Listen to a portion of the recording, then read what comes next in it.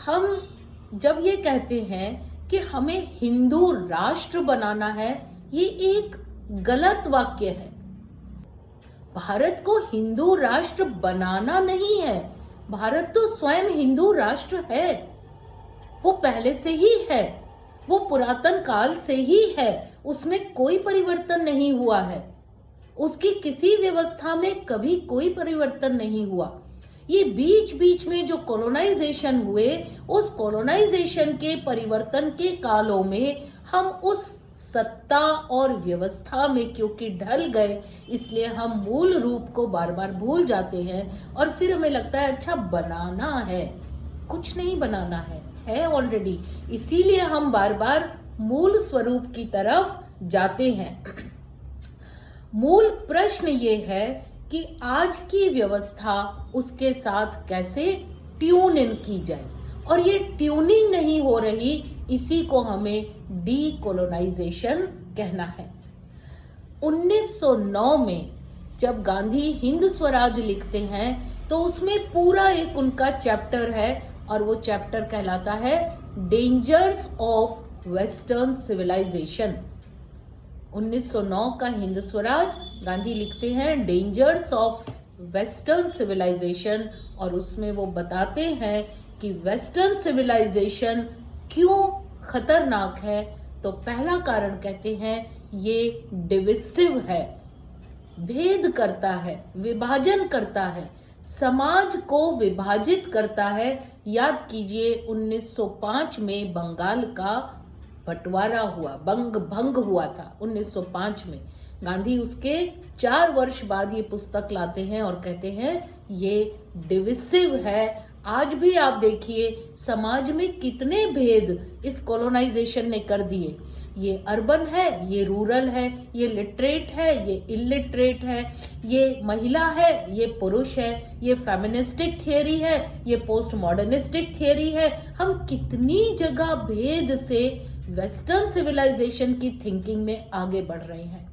पूरे समाज का विघटन किया, लेकिन उस समाज के लोग जब खड़े हो गए, जब वंदे मातरम ने गूंज उठाई, जब एक एक कॉर्नर में, विभाजन तो बंगाल का हुआ था और कोई नया देश नहीं बनाया था, एक राज्य के 2 विभाजन हुए थे, पूर्वी बंगाल और पश्चिमी बंगाल। लेकिन क्योंकि धर्म के कारण हुआ था तो पूरा देश खड़ा हो गया था, और पूरे देश के खड़े होने का परिणाम क्या हुआ? 1911 में ब्रिटिश को बंग भंग वापस लेना पड़ा और पुनः दोनों बंगालों को एक करना पड़ा।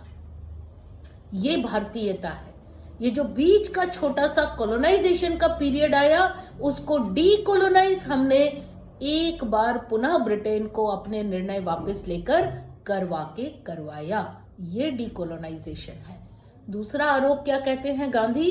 ये सप्रेसिव है, दमनकारी है। वेस्टर्न सिविलाइजेशन दमनकारी है। आज आप शिक्षक होकर महाविद्यालयों में, यूनिवर्सिटीज में जाते हैं, सच बताइए मुक्त भाव से कितने काम करते हैं? क्या आपके सिर पर हमेशा प्रेशर नहीं होता, मुझे प्रमोशन चाहिए, नेक्स्ट पे ग्रेड चाहिए, इसलिए मुझे लिखना पढ़ना है, इसलिए पेपर पब्लिश करने हैं, इसलिए किताबें लिखनी है, इसलिए एफडीपी अटेंड करने हैं? एक तरह का सप्रेशन है। क्या आप खुश होके करते हैं? मेरे अंदर इतनी ऊर्जा है, चलो आज मैं ये लेख लिखूं, मेरे अंदर ये विचार आ रहा है, मैं ये पुस्तक लिखूं, मेरे अंदर ये विचार आ रहा है, मैं एक संगोष्ठी का आयोजन करूं। सच में खुद को खोज के देखिए कि वो व्यवस्था जो पश्चिम ने हमें दी, और आज भी दुर्भाग्यपूर्वक हम उसी व्यवस्था को निर्वहन कर रहे हैं, क्या वो दमनकारी नहीं है? हर समय एक प्रेशर में काम करते हैं। एट्रोसिटी का केस तो नहीं हो जाएगा, मेरे ऊपर कोई चार्ज तो नहीं लग जाएगा, आज मैं इंसान ही हूँ, मेरा मन नहीं है कक्षा लेने का, कोई बात नहीं, शाम को आराम से ले लूंगी। क्या आपको ये स्वतंत्रता है? या आपको समय में बांध दिया गया है? इस समय से इस समय तक इतने लेक्चर्स, इतना मटेरियल, इतना सिलेबस, ये परीक्षा, ये परिणाम। हम अपना उदाहरण मैं इसलिए दे रही हूँ ताकि आप उसको आसानी से समझ सकें। पर पश्चिमी जो सभ्यता है वो दमनकारी है। और तीसरा आरोप जो गांधी ने लगाया, वो कहा ये वायलेंट है, हिंसात्मक है। हिंसा का प्रतीक है। आप उदाहरण देख के देखिए, भारत के चीन में क्रांति हुई, रूस में क्रांति हुई, अमेरिका में क्रांति हुई, क्यूबा में क्रांति हुई, फ्रांस में क्रांति हुई, ब्रिटेन में क्रांति हुई, कितने देशों में क्रांति हुई। भारत का एक भी उदाहरण दीजिए जहां क्रांति हुई हो सिवाय के 1857। वो किसके सामने था? पश्चिमी सभ्यता के सामने, ब्रिटेन के सामने। हम क्रांतिकारी नहीं हैं, हम बदलाव लाते हैं विचारों से।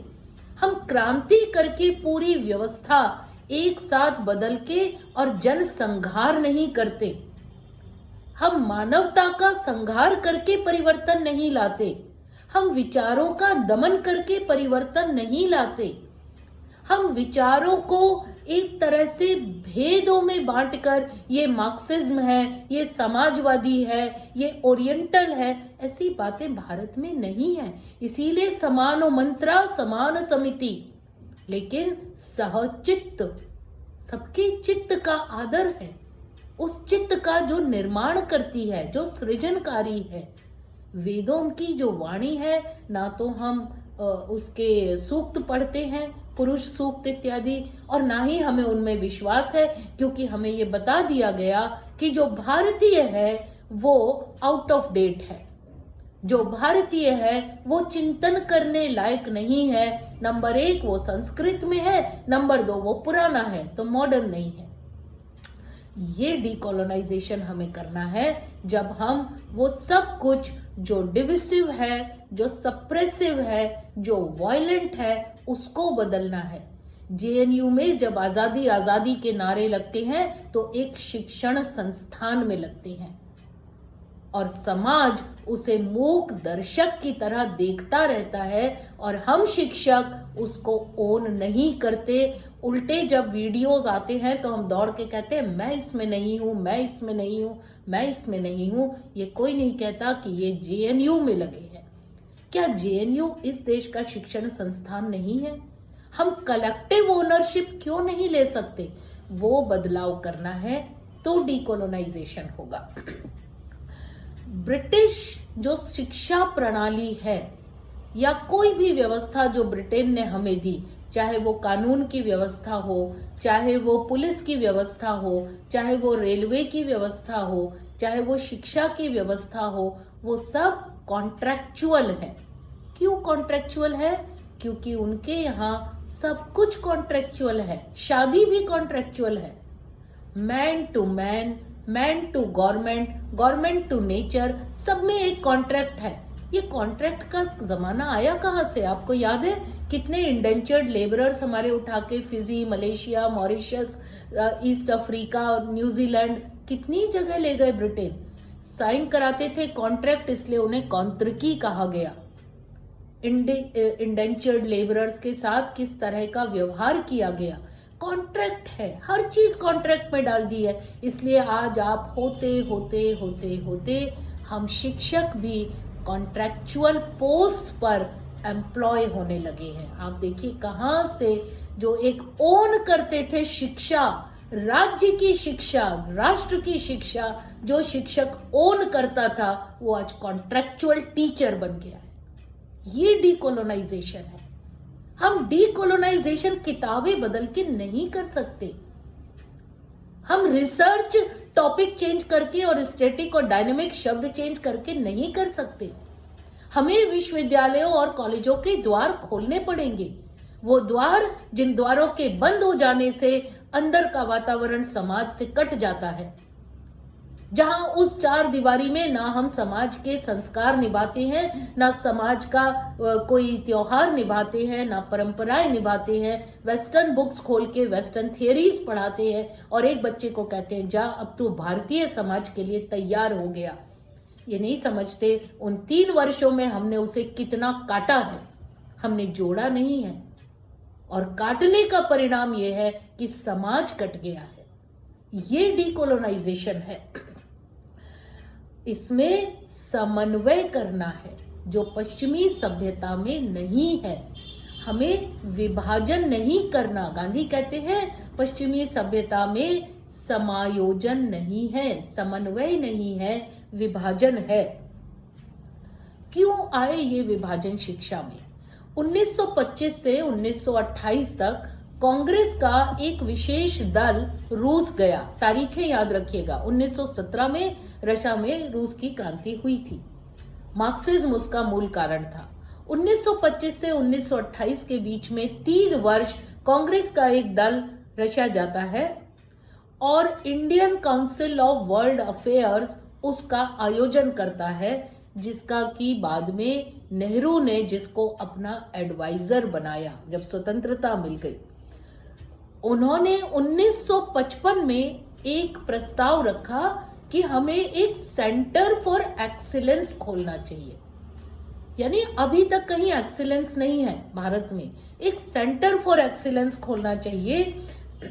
वो सेंटर फॉर एक्सीलेंस हमें ये बताएगा कि श्रेष्ठ कैसे तैयार करते हैं। उस समय तो वो नहीं हो पाया, लेकिन 1969 में 1969 में इंदिरा गांधी की सरकार कांग्रेस के विभाजन के कारण अल्पमत में आ गई। उस समय उस सरकार को जिसने सहयोग दिया वो थी कम्युनिस्ट पार्टी ऑफ इंडिया।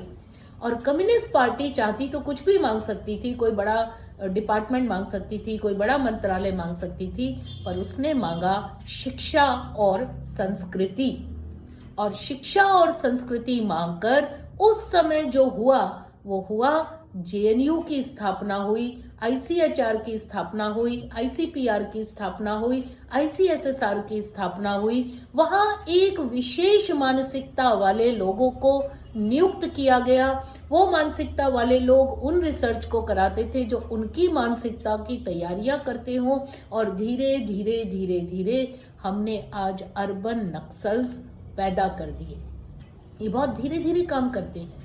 ये आपको ये बताते हैं कि जो भी भारतीय है वो बेकार है, जो भारतीय संस्कृति है वो बेकार है। आज जब राष्ट्रीय शिक्षण नीति हिंदी और मातृभाषाओं में पढ़ाने की बात करती है तो हमारे बीच से ही आवाज आती है, अरे कैसे पढ़ा सकते हैं, मटेरियल कहाँ है? भाई ज्ञान तो है ना। एक टीचर अंग्रेजी का मटेरियल पढ़ के क्या अपने ही विद्यार्थियों को अपनी मातृभाषा में ज्ञान नहीं दे सकता? वहां मटेरियल है, स्टूडेंट मातृभाषा में लिखेगा, आपको तो ट्रांसलेट भी नहीं करना है। आप पढ़े हैं ना उस भाषा में, तो पढ़ाइए मातृभाषा में। किसने मना किया है? ये डीकोलोनाइजेशन है। लेकिन क्योंकि हमारी माइंड की ट्यूनिंग ऐसी कर दी गई कि जो कुछ भी पश्चिमी है मॉडर्न वही है, जो कुछ भी भारतीय है उसमें कोई दम नहीं है, उसमें कोई ज्ञान नहीं है, उसमें कोई एक गूढ़ टिके रहने की क्षमता नहीं है। इसलिए बार बार पश्चिम ही अनुमोदन करेगा, पश्चिम की किताबें सिलेबस में आएंगी। इवन यूजीसी के केयर लिस्ट में आज भी इतने पश्चिमी जर्नल्स हैं, कोई वहां तक जाता नहीं होगा पब्लिश कराने। आज भी हम डीकोलोनाइज नहीं हुए, जबकि यूजीसी ने ही नई शिक्षा नीति लगाई है। हमें समझना पड़ेगा कि नई शिक्षा नीति इस तरफ इशारा कर रही है, सिर्फ सिलेबस चेंज करने की बात नहीं कर रही। हमारी भाषा, हमारा ज्ञान, हमारी परंपरा, हमारा संस्कार, ये हमारा डीकोलोनाइजेशन है। अब थोड़ा सा सभ्यताओं को समझने की कोशिश कीजिए। चीन की जो सभ्यता है वो चीन की सभ्यता होती है, पहले यूनान की ले ले। यूनान में थिंकर्स और पोएट्स, उन्होंने पूरे विश्व पर राज्य किया। और जब थिंकर्स और पोएट्स वहां से डूबने लगे, चले जाने लगे, दमन होने लगा, तो यूनानी सभ्यता समाप्त हो गई। चीनी सभ्यता क्या है? चीनी सभ्यता है कन्फ्यूशियस वाली, नॉलेज इज पावर। आज भी चीन जो है वो नॉलेज को पावर समझ के पूरी दुनिया पे राज कर रहा है, पूरी दुनिया को ट्यून इन कर रहा है। मगर बहुत जगह उसका पतन हो रहा है, क्योंकि खाली नॉलेज लाइफ नहीं है। Knowledge is not life. जिस तरह की सभ्यता जो ब्रिटेन की है वो क्या सभ्यता है? ब्रिटेन की सभ्यता है एक तरह की मारकाट, एक तरह का कोलोनाइजेशन। चीन में कोलोनाइजेशन कोलोनाइजर्स से ही आया, जो पूरे यूरोप ने फैलाया हुआ था कि मिलिट्री पावर जो है वो कोलोनाइजेशन है। तो यूरोप की कोलोनाइजेशन वाली थी, जिसमें चर्च भी इन्वॉल्व थे। स्पेन में राजाओं के साथ पोप की पहली मीटिंग होती है, उसके बाद कोलंबस और वास्को डी गामा और मार्को पोलो इन लोगों को भेजा जाता है। लेकिन भारत क्या है, भारत की पावर क्या है? तो भारत की पावर है, the power of India is idea. Bharat ने हमेशा आइडिया से, विचार से, दर्शन से ही सब जगह राज्य किया है। सिल्क रूट जो था वो रूट ऑफ आइडियाज था। उस रूट से होकर पूरे एशिया पर बुद्धिज्म ने राज्य किया।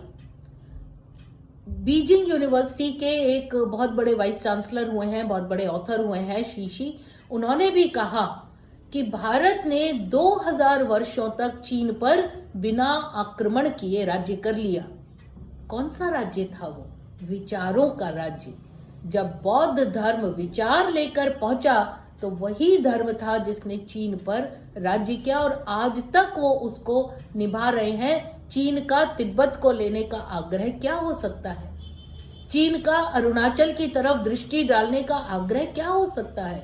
अरुणाचल एकमात्र भारत का ऐसा राज्य है जहां 200 बुद्धिस्ट ट्राइब्स रहती हैं, 200 ट्राइब्स बुद्धिज्म की। तो चीन आज भी उस बुद्धिज्म से निकल नहीं पाया है, उसके आकर्षण से नहीं निकल पाया। ये कम्युनिज्म तो एक उसका चोला है, अंदर से चीन कोई कम्युनिस्ट नहीं है, पूरा साम्राज्यवाद है। और भारत आज भी आइडिया से लीड करता है, आज भी आइडिया को जनरेट करके उससे राज्य करता है। भारत हमेशा थिंकर्स और आइडियाज का ही उत्पाद रहा है।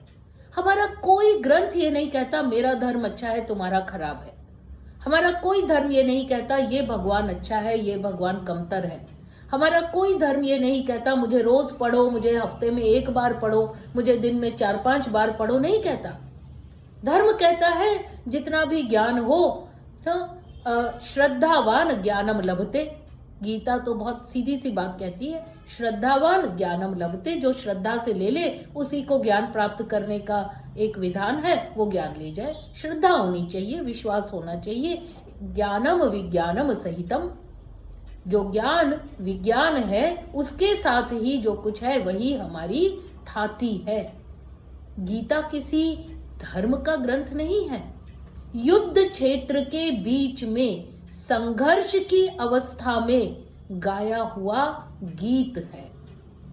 हम उस परंपरा के लोग हैं जिस परंपरा में हमें संघर्ष में भी छंद और काव्य कह के ज्ञान देना आता है बिना विचलित हुए।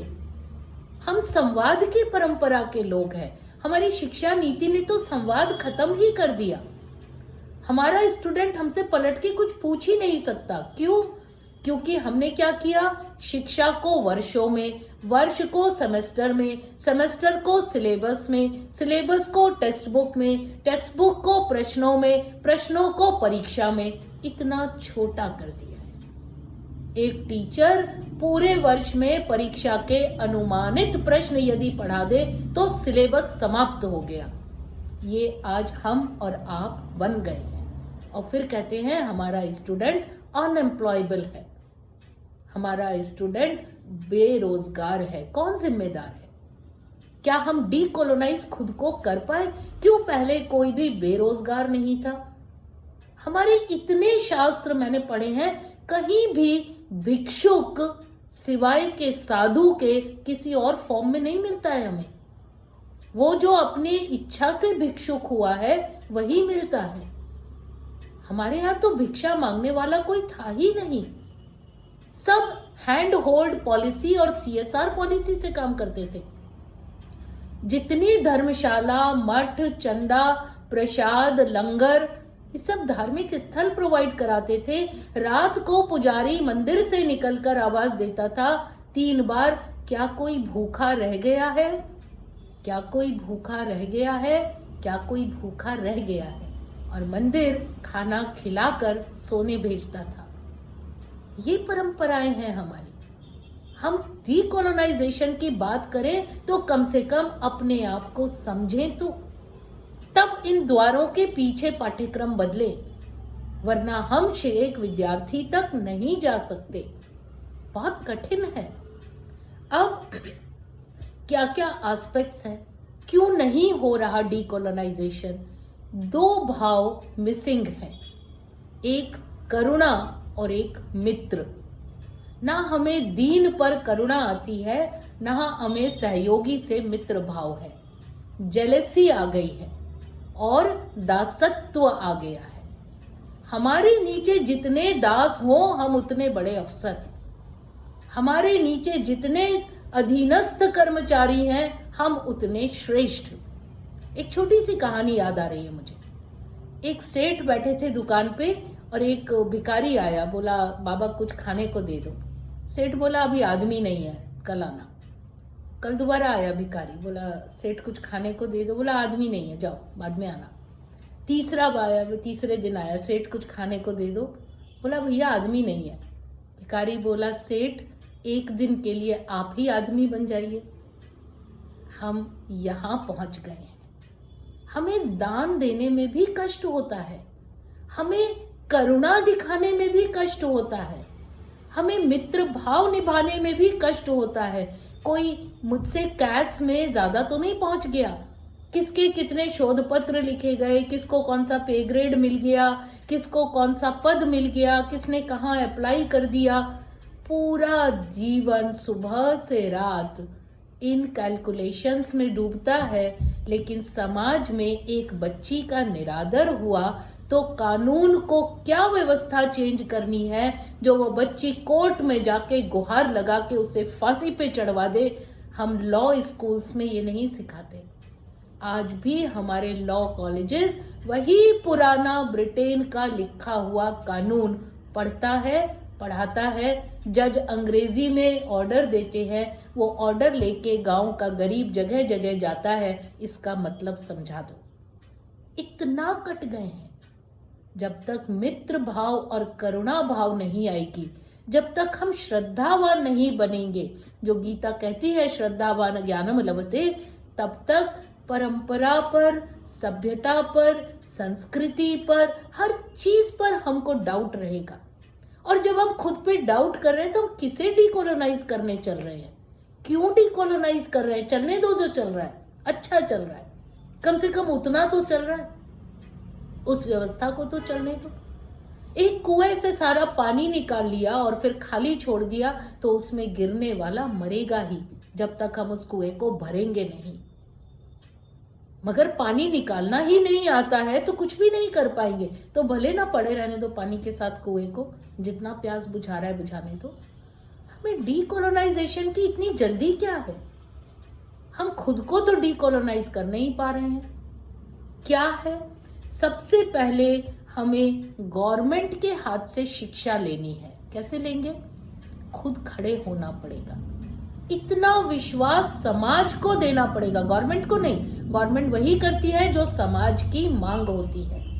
आज समाज को हम पर कोई विश्वास नहीं है।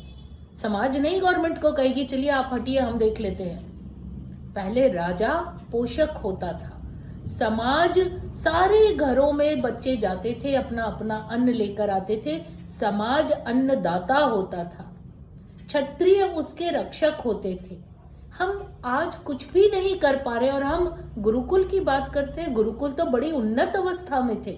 गुरुकुल जैसा तो सिस्टम हम समझ ही नहीं सकते। अगर वो सोच भी ले तो आज हम बॉगल कर जाएंगे। ये जो हमने अपने चारों तरफ इलेक्ट्रॉनिक म्यूजियम्स खड़े कर लिए हैं ना, स्मार्ट क्लास बोर्ड और सीसीटीवी और सब तरह की ऑटो रिकॉर्डिंग और नोट टू स्पीच और speech to text and all, और फिर अंत क्या होता है कि हम बिना कुछ कहे सुने सोने चले जाते हैं, एक लाइन का भी सृजन नहीं करते। ये इलेक्ट्रॉनिक म्यूजियम्स नहीं थे गुरुकुल।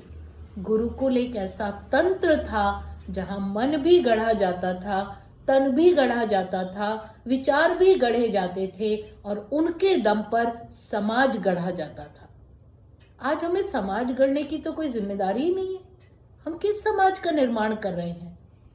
क्यों बदली हमने शिक्षा नीति? क्या थी पुरानी शिक्षा नीति? मेरे हिसाब से पुरानी शिक्षा नीति 1 2 3 4 5 थी। एक फैमिली 2 कमरों का मकान, सॉरी 2 बच्चे, 3 कमरों का मकान, 4 पहियों वाली गाड़ी और 5 शून्य वाली तनख्वाह।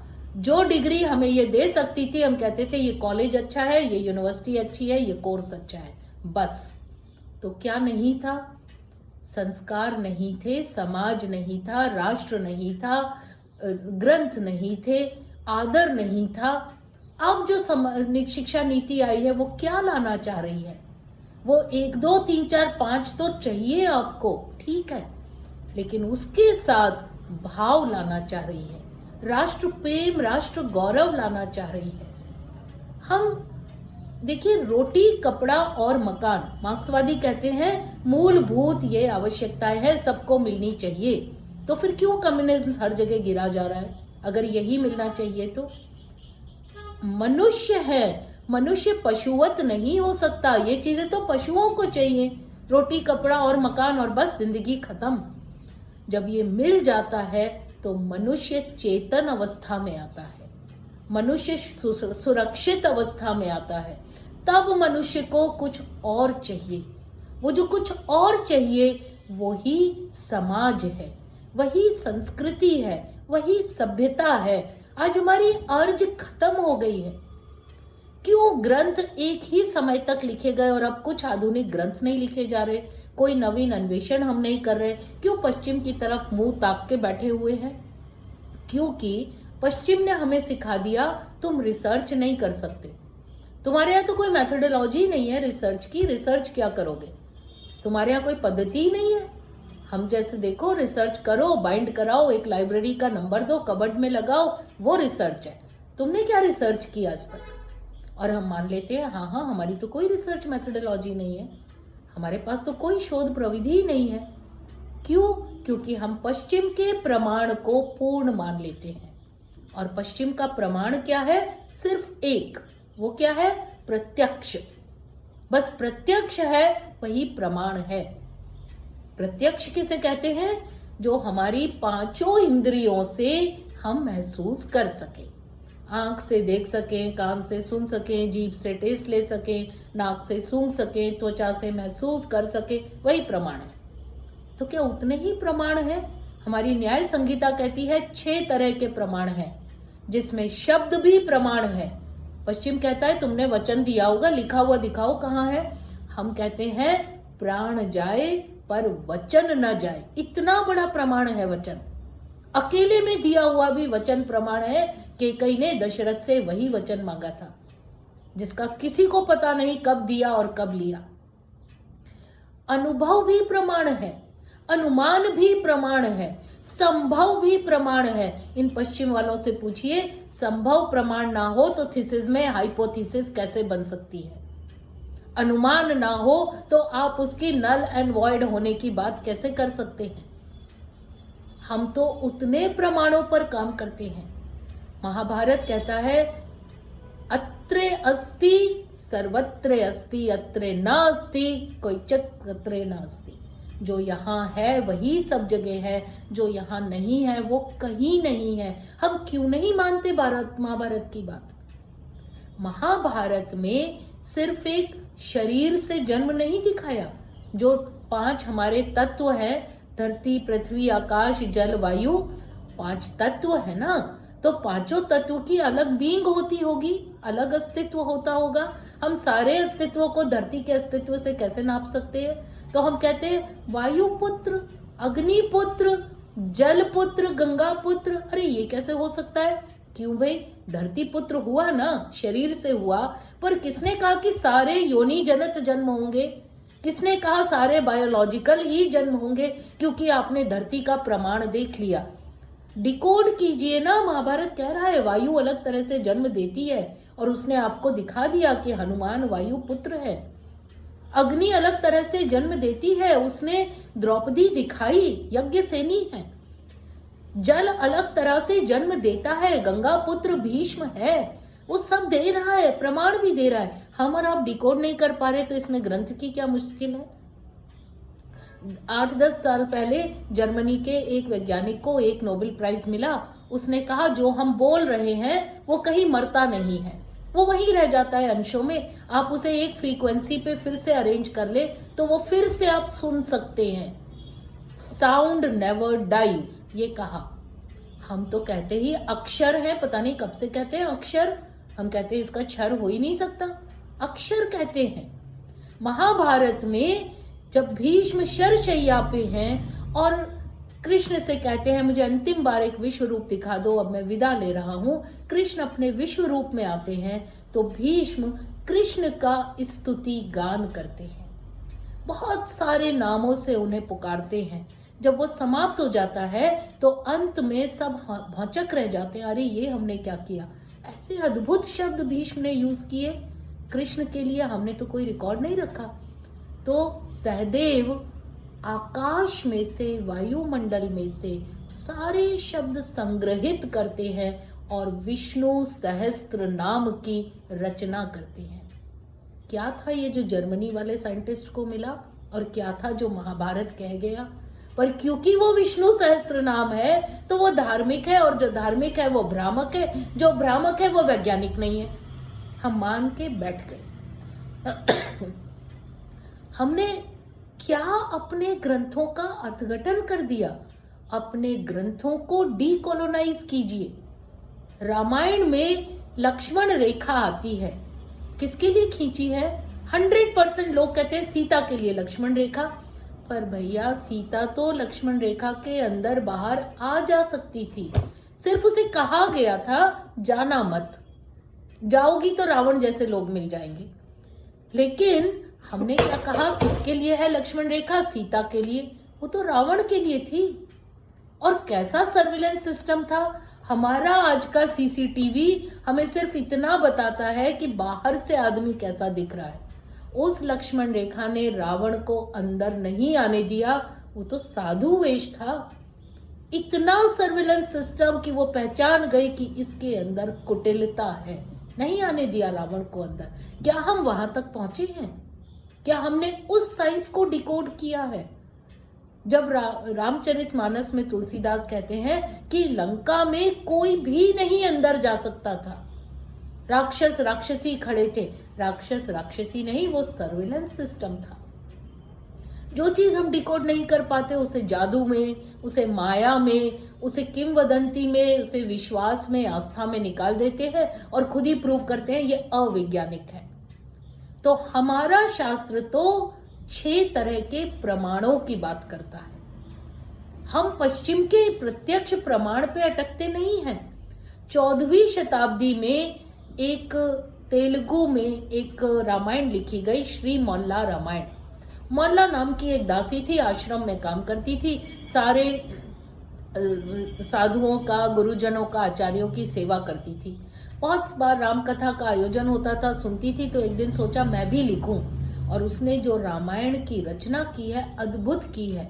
तुलसी से पहले की है।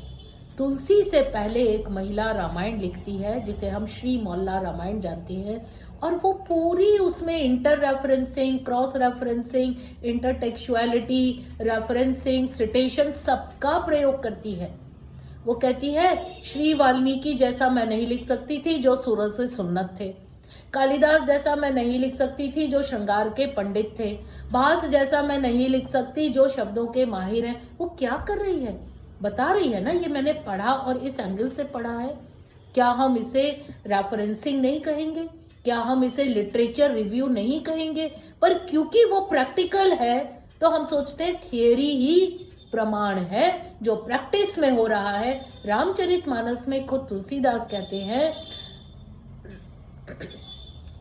पुराण इत्यादि, मुझे पूरी लाइन अभी याद नहीं आ रही, वेद पुराण इत्यादि। वेद पुराण इत्यादि माने सब पढ़ा हुआ है उन्होंने, उसमें से खींच के जो मैं लाया हूं उसको यहां बता रहा हूं।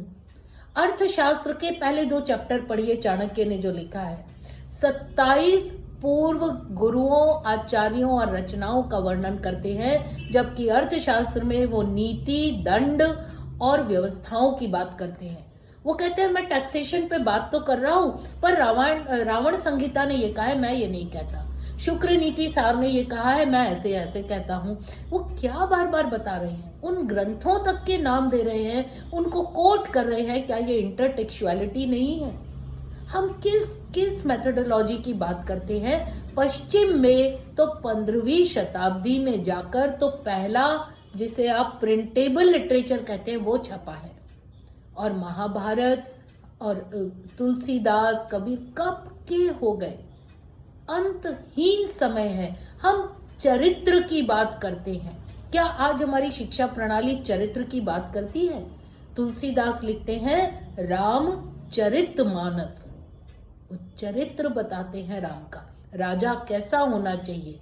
और फिर रामचरितमानस में राम को जो विशेषण देते हैं वो कहते हैं मर्यादा पुरुषोत्तम राजा राम। हम उस राम को भी नीचे तक ले आए हैं और राम को सीता के पति के रूप में अर्थघटन करते हैं तुलसी की चौपाइयों में, जबकि तुलसी पहला उद्घोष कर रहे हैं, मैं राम के चरित्र की बात कर रहा हूं और राम से मेरा मतलब मर्यादा पुरुषोत्तम राजा राम है। रामलीलाएं जगह जगह जो खेली गई, उन रामलीलाओं में उद्घोष होता है राजा रामचंद्र की जय, मेरे तो राजा राम। बार बार राजा एस्टेब्लिश कर रहा है, क्योंकि मुगल काल चल रहा है। मुगल काल में इतना अनाचार, इतनी अनीतियां थी,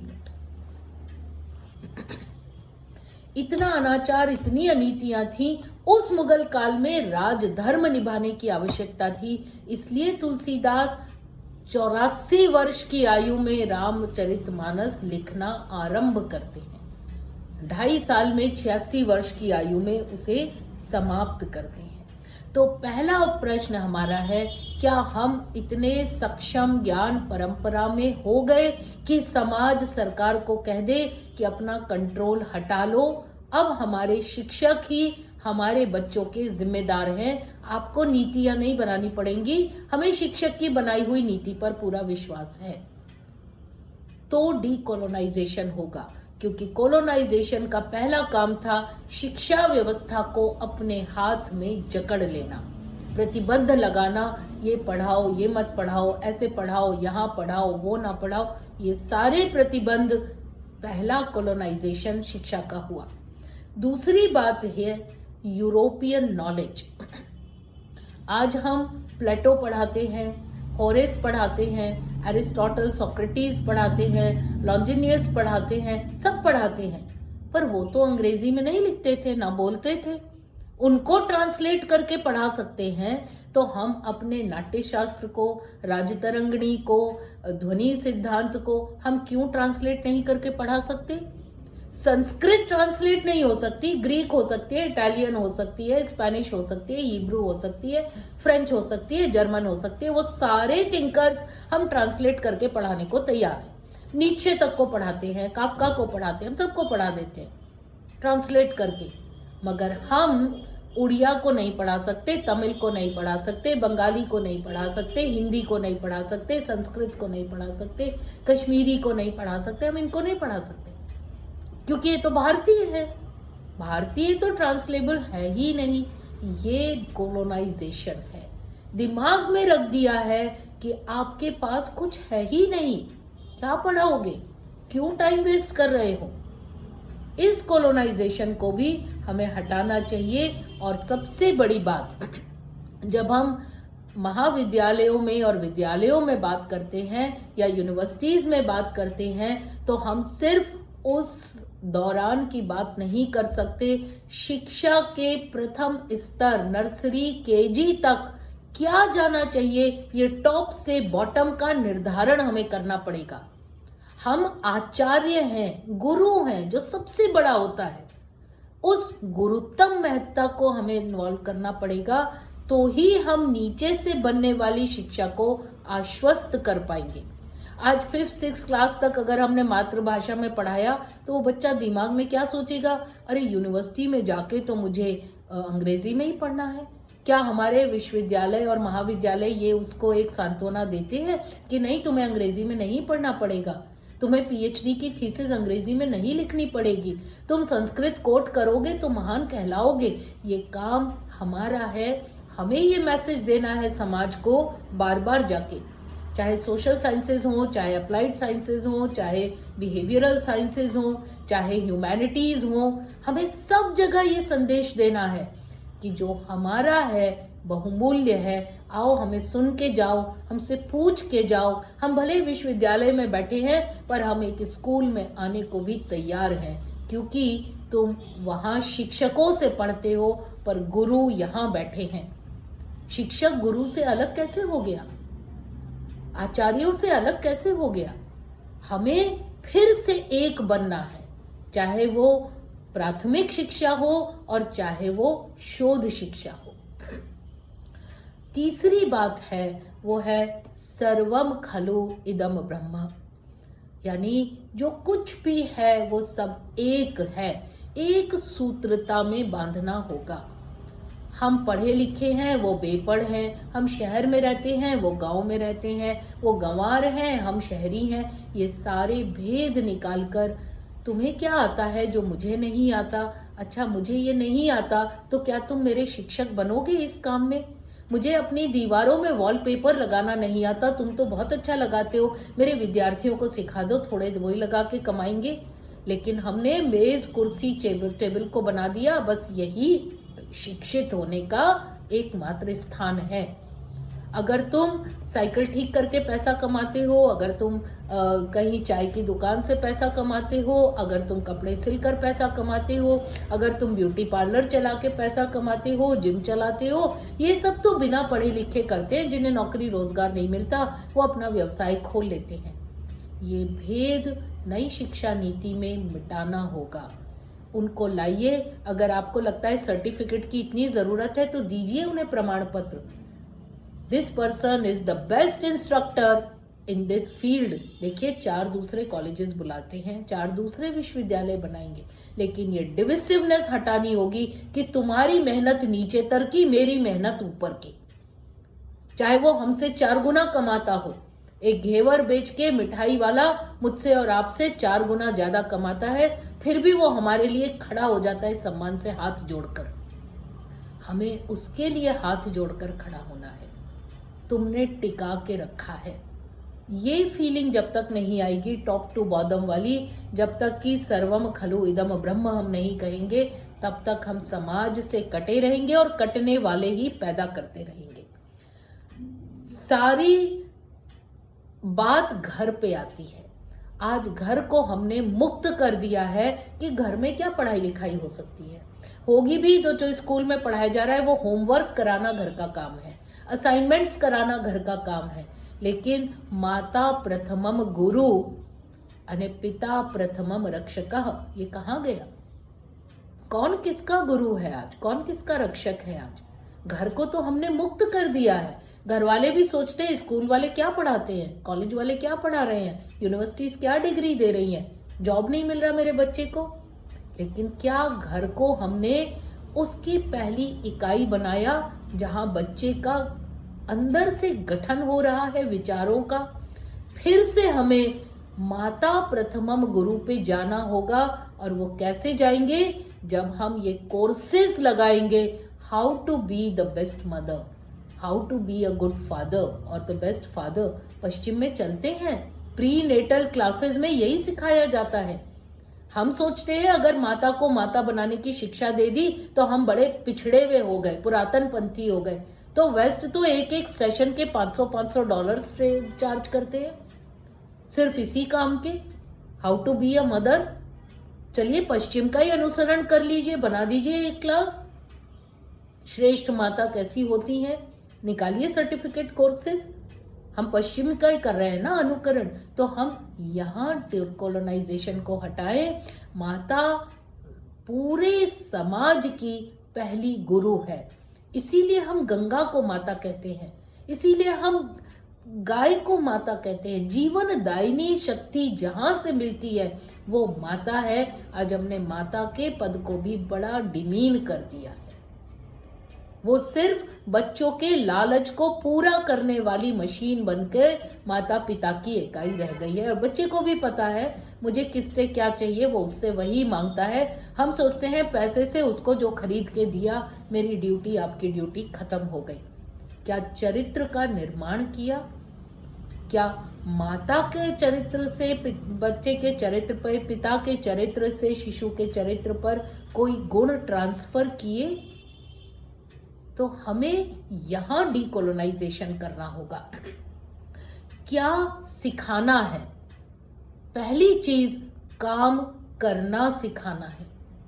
ये कोलोनाइजेशन ने हमें सिखा दिया जो काम नहीं करता वो पोस्ट अच्छी होती है, जिसे ज्यादा काम नहीं करना पड़ता वो पोस्ट अच्छी होती है, जिसके नीचे ज्यादा नौकर चाकर है यानी अकर्मण्य रहना ज्यादा अच्छा है।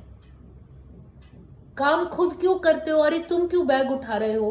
तुम खुद क्यों पानी ला रहे हो? 4 नौकर खड़े हैं। तुम क्यों खुद चाय बना रहे हो? तुम अपनी थाली खुद क्यों उठा रहे हो? तुम अपने कपड़े खुद क्यों धो रहे हो? तुम अपना सामान खुद क्यों सहेज रहे हो?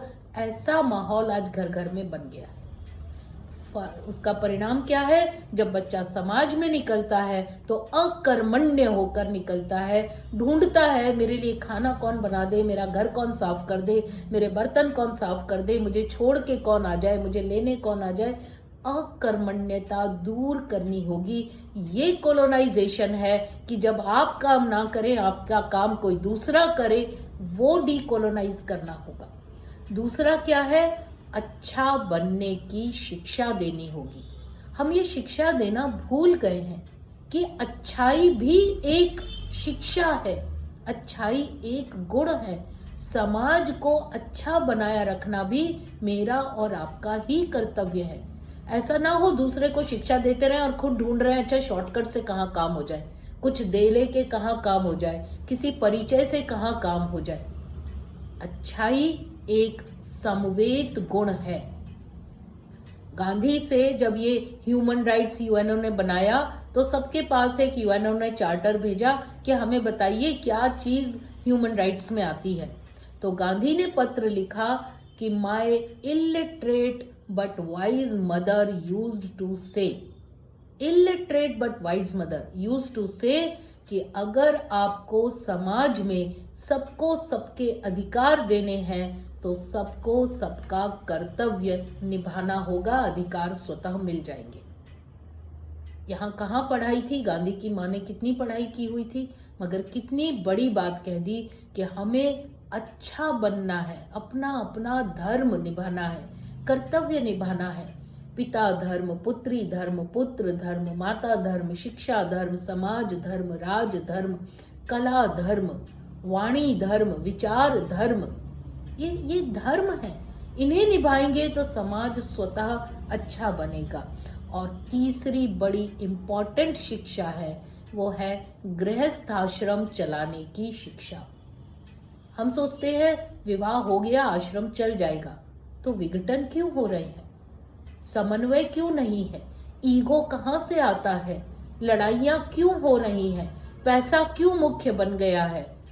हमें दूसरे अपने जो हमारे नातीदार हैं, परिवारजन हैं, उनका कुछ करने में एहसान क्यों लगता है? तो हमें ये 3 बातें सिखानी होंगी, ये भी हमारा ही धर्म है। तो कहीं जाके डीकोलोनाइजेशन होगा जब हम अपने गुणों पर, अपनी सभ्यता पर, अपने संस्कारों पर विश्वास करेंगे। तो आज जो लिखा गया है नई एजुकेशन पॉलिसी में वो हमें समझ आएगा और फिर हम उसका लागू करने का पूरा काम अच्छे निर्वाह कर पाएंगे। यदि हमें कोलोनाइजेशन ही समझ नहीं आ रहा तो हम डीकोलोनाइज किसे करेंगे? मैं नई एजुकेशन पॉलिसी पे बात नहीं कर रही, आप सबने पढ़ी है। उसमें कहा गया है कि स्किल्स बताइए, उसमें कहा गया है स्वतंत्र हो जाइए। ये स्वतंत्रता वही स्वतंत्रता है जो मैं आपसे कह रही हूँ कि ऑटोनोमस बनिए, अपनी जिम्मेदारी लेना शुरू कीजिए। हम अभी भी कह रहे थे इसका सिलेबस कौन बना के देगा? क्यों भाई, हम इतने अक्षम्य हो गए क्या? असमर्थ है कि हम नहीं कर सकते? ओनस लीजिए, ओन कीजिए, ये मेरी क्लास है, ये मेरा सिलेबस है, ये मेरा विषय है, ये मेरा विद्यार्थी है, इसका पाथेय के कारण भी मैं हूँ और इसके ध्येय का कारण भी मैं हूँ। वहां तक बनेंगे। क्यों 10 साल में समाज हमें उस दृष्टि से ना देखे जिस दृष्टि से देखता आया है? यही हमें दोबारा करना है। अब आपके कुछ प्रश्न हो तो मैं ले सकती हूँ।